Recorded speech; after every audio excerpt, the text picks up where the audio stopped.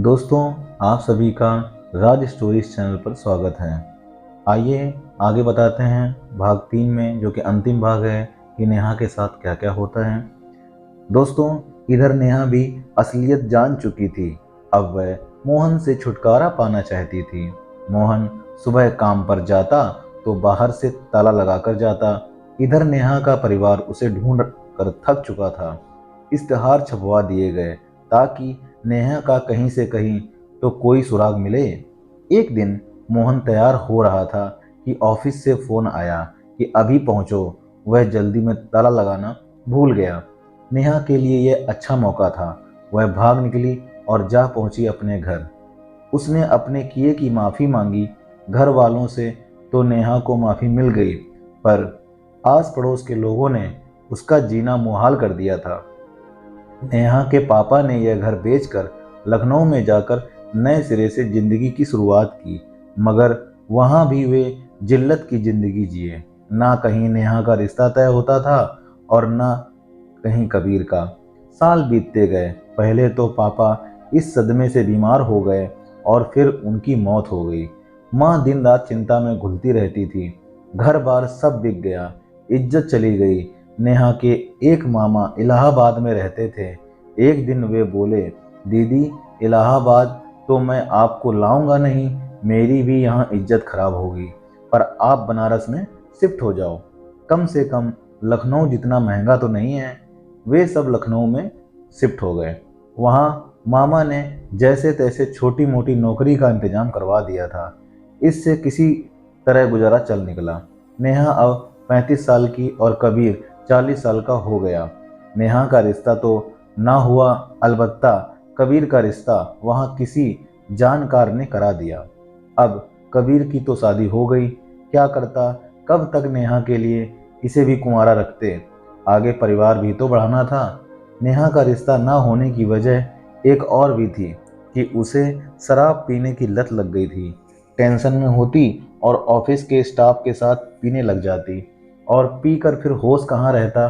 कभी कभी तन की आग भी सताती और कोई ना कोई अपनी भी आग इससे बुझा लेता। लेकिन ऐसा भी कब तक चलता। भाई के बच्चे भी हो गए, सब समझने लगे हैं। भाभी को भी अब बुरा लगता है कि कब तक शराबी बहन उनके सिर पर मंडराएगी। उम्र भी तो कम नहीं, 45 साल की हो गई। आखिरकार एक रिश्ता मिला। लड़का क्या, आदमी था, अधेड़ था, मयंक विधुर था, मगर कोई बच्चा नहीं। इसलिए सोचा कि दूसरी शादी करके वंश आगे बढ़ाया जाए। बात बन गई तो शादी कर दी। नेहा ने भी सोचा कि अब एक अच्छी बीवी बनकर दिखाऊंगी। शराब की लत छोड़ दी धीरे धीरे। तकरीबन 6 महीने सब सही रहा। इसी बीच पड़ोसी की बेटी सीमा दुबई से आई। 2-3 महीने यहाँ रही। दोनों परिवारों में अच्छा खासा लगाव भी था।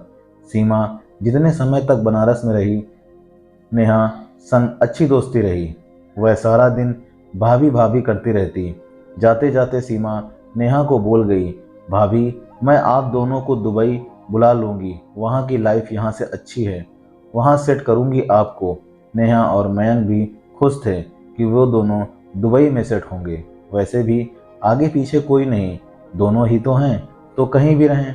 2 महीने बाद सीमा का फ़ोन आया, भाभी, यहाँ के नियम बहुत सख्त हैं, इसलिए हमें यहाँ के नियम से चलना होगा।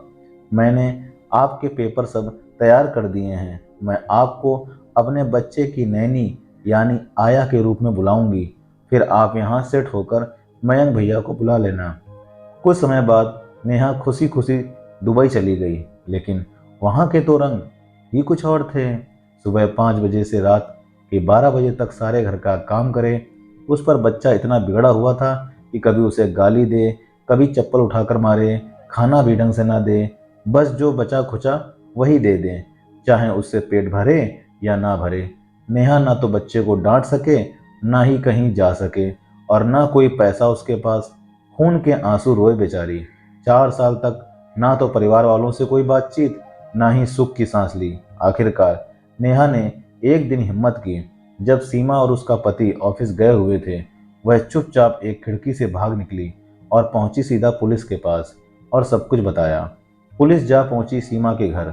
हाँ नेहा, भागी जरूर, पुलिस में उसके खिलाफ शिकायत भी की, मगर उसने धोखा नहीं दिया सीमा को जिस तरह सीमा ने उसे दिया था। वह तब भागी जब सीमा के आने का समय हो चला था, ताकि सीमा का बेटा ज़्यादा समय अकेला न रहे। पूरे घर का काम करके तब जब पुलिस सीमा के घर आई, तब भी उसने यही कहा कि उसे सीमा से अपने पासपोर्ट और पेपर वगैरह दिलवा दें और उसे वर्क परमिट मिल जाए, और उसे कुछ नहीं चाहिए। नेहा अपने पति को बुलाना चाहती है। सीमा ने उसके सब पेपर उसे सौंप दिए। नेहा ने सीमा पर कोई केस नहीं किया। नेहा अब दुबई में अलग काम करती है, अलग घर में शांति से रहती है। नेहा इस समय मयंक के कागजात तैयार करवा रही है ताकि मयंक को वहाँ बुला ले। नेहा सारी उम्र एक गलती की सजा भुगतती रही। वह सच्चे प्यार के लिए तरसती रही। एक छोटी सी गलती ने पूरा परिवार बिखेर दिया, लेकिन अब बुढ़ापे में कोई ना कोई तो सहारा चाहिए हर एक को। कम से कम मयंक और नेहा एक दूसरे का सहारा तो बनेंगे। कुंवारी ख्वाहिशें झुलस कर दम तोड़ चुकी थीं, लेकिन नेहा एक अच्छा काम और कर रही थी कि कोई भी लड़की अगर इस तरह की भूल करती तो वह उसे समझा बुझा कर उसके घर पहुंचा जाती। दोस्तों, जिस तरह से नेहा मोहन के और सीमा के जाल में फंसी, ऐसा कोई भी ट्रैप हो सकता है। घर में सभी फैमिली मेंबर्स का पूरा ख्याल रखें, उनकी हर हरकत पर नज़र रखें। दोस्तों, कहानी कैसी लगी आपको कमेंट करके ज़रूर बताइएगा, और अगर चैनल पर नए हो तो चैनल को लाइक, सब्सक्राइब और शेयर करना जरूर मत भूलिएगा। और साथ में जो आपको राइट साइड में बेल आइकन दिखता है उसको प्रेस कर देंगे तो आपको मेरी कहानी सबसे पहले मिल जाएगी। तो दोस्तों, चलते हैं, मिलते हैं अगली कहानी में। तब तक के लिए जय हिंद, जय भारत।